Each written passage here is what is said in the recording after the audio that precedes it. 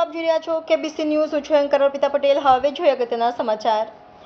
અમરેલી વિભાગના ધારી ડેપોના કર્મચારીઓ તેમજ ભાવનગર ડેપોના તળાજાના કર્મચારીઓની પ્રશંસનીય કામગીરી.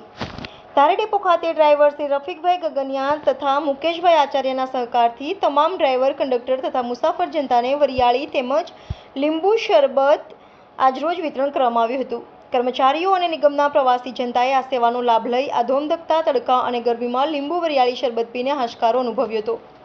તેમજ આજરોજ ભાવનગર વિભાગના તળાજા ડેપોના ડ્રાઈવર, કંડક્ટર અને અન્ય સ્ટાફ મળીને એસટીના કર્મચારીઓ અને પ્રવાસી જનતાને તડકામાં અને કાળઝાળ ગરમીમાં રાહત અનુભવે તે માટે ઠંડી છાશનું વિતરણ કરી એસટી નિગમની પ્રતિષ્ઠામાં 4 ચાંદ લગાવી દીધા હતા. કર્મચારીઓ અને પ્રવાસીઓએ આ સેવાનો લાભ લઈ તડકામાં અને ગરમીમાં રાહત અનુભવી હતી. પણ આ સેવાભાવી યજ્ઞમાં ભાવનગર વિભાગના પાલિતાના ડેપો મેનેજરનું વિચિત્ર ફરમાન. પાલિતાના ડેપોમાં એક દાતા તરફથી ઠંડા પાણીનું કુલર મૂકવામાં આવેલ છે.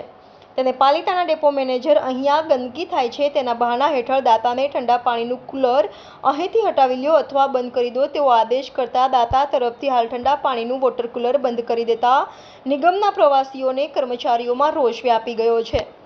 પાલિતાના ડેપોના કર્મચારીઓ અને પ્રવાસીઓને ઠંડુ પાણી મળતું બંધ કરાવી દીધું. પાલિતાના ડેપો એસટી નિગમ તરફથી કોઈ ઠંડા પાણીની સુવિધા આપવામાં આવતી નથી.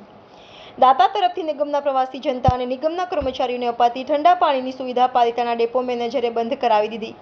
આ કાળઝાળ ગરમીમાં પાલિતાના ડેપોનું ઠંડા પાણીનું કુલર જલ્દી સારું થાય તેવું નિગમના પ્રવાસીઓ ઈચ્છે છે. રિપોર્ટર મુસ્તાકભાઈ મેઘાણી, કેબીસી ન્યૂઝ, ભાવનગર.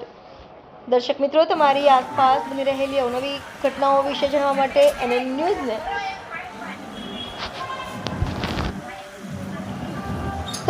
તમારી આસપાસ બની રહેલી અવનવી ઘટનાઓ વિશે જાણવા માટે કેબીસી ન્યૂઝને લાઇક કરો, શેર કરો, સબસ્ક્રાઇબ કરો અને બેલ આઇકન પ્રેસ કરો જેથી આપને નોટિફિકેશન્સ મળે.